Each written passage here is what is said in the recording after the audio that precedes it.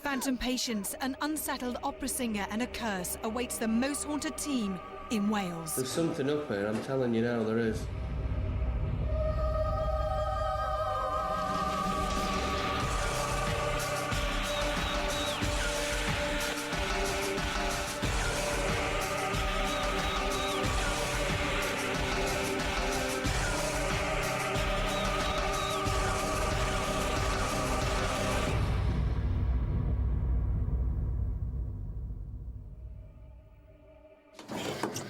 This week, the most haunted team had been called to the Welsh Valleys. We were to spend the next 24 hours in a very active and frightening place.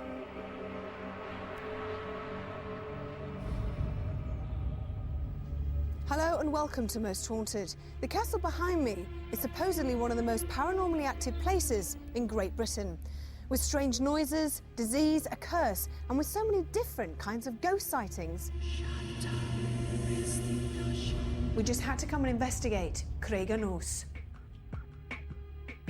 In 1842, the story of Craignos begins. Originally, it started life as a Gothic mansion called Bryn Melyn. It was owned by two sets of families over the years before a famous opera singer took over. In 1878, the supreme diva Adelina Rossini bought the property, renamed it Craignos, which means Rock of the Night, and began making it her home. Complete with her own theatre, she invited many rich and famous friends to watch her perform on stage.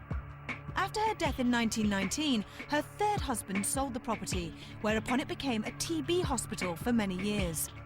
The current owners are now living here as a family and restoring the property.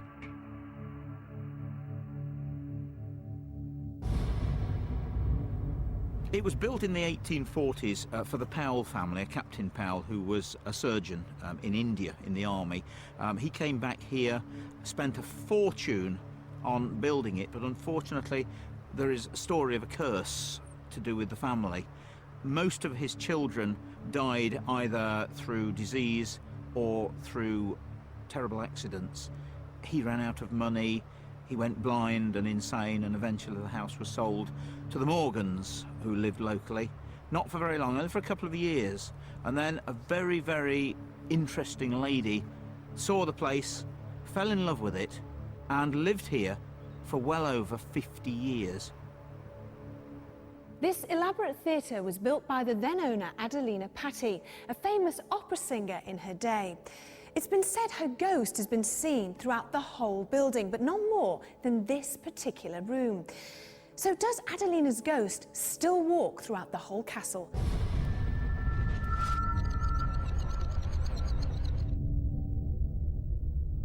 I was preparing for a conference I was running on my own with nobody around in the building.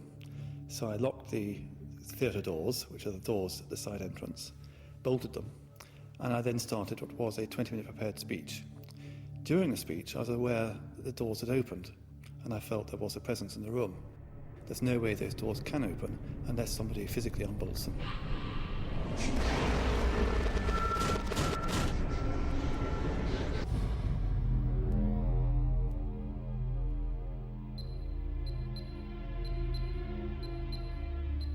The sounds of singing and strange noises have often been heard coming from this room.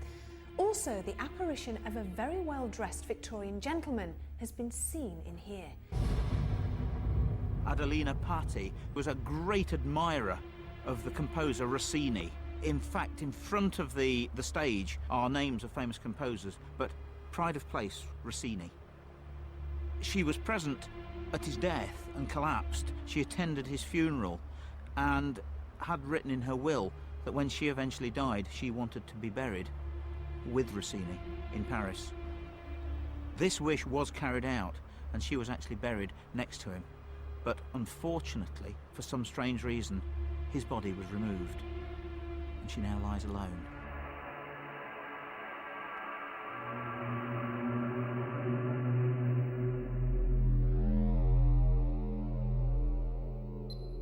Since the 1920s, transparent figures of patients have been seen roaming the stairs and corridors, almost as if lost. This is a stark reminder that this place used to be a sanatorium. It went on to become a TB hospital.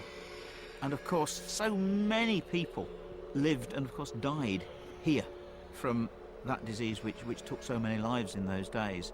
Incredible stories of them actually having no treatment other than fresh air and cold. And there used to be a balcony upstairs, and the chronic cases were actually pushed out onto the balcony to sleep the night outside. The following morning, the staff would come to them, and of course, the live ones would be wheeled back into the wards, and then the dead ones would be fetched later. We used to be very frightened of going up the stairs, the back stairs, and we used to hear rustling as though someone was walking up the stairs ahead of us, and as though their skirts were rustling. And you could sometimes see, more or less from the corner of your eye, somebody passing you, and you could almost feel someone passing you on the stairs.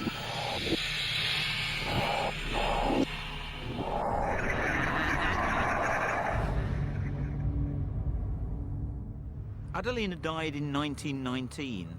She, even after death, remained here because she was stored for a period of time and embalmed in the cellar. And whenever anyone sings Home Sweet Home, Adelina's song, that's when the ghost returns.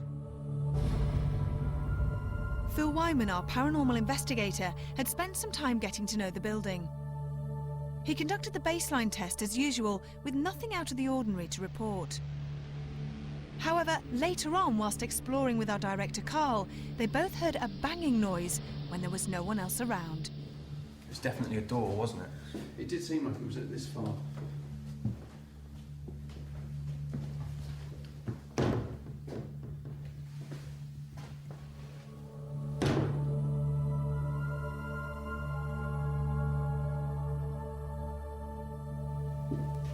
Well, that's a bit strange. There's nobody else on this floor, so I think it's important that I go and get a camera and lock it off in that room. Craigenos was a huge building with many rooms and floors to investigate. With restoration in progress, this had to be one of the eeriest places we had been to. The crew and I were very keen to understand more about the paranormal.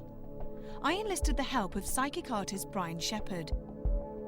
Brian uses his psychic abilities to see a spirit person. He then simply draws what he sees.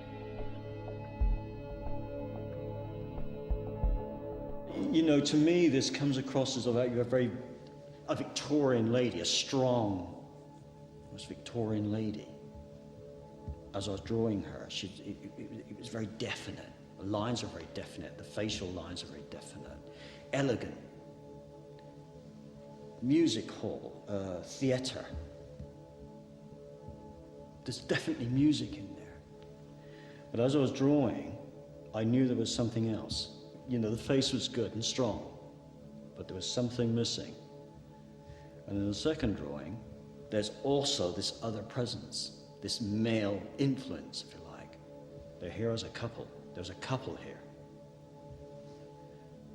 I don't know why.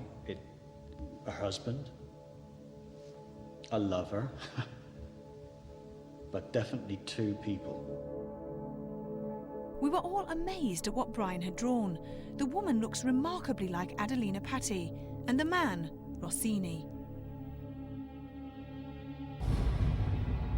The day had gone so quickly, and before we knew it, it was time for us to begin our night investigation. Medium Derek Okora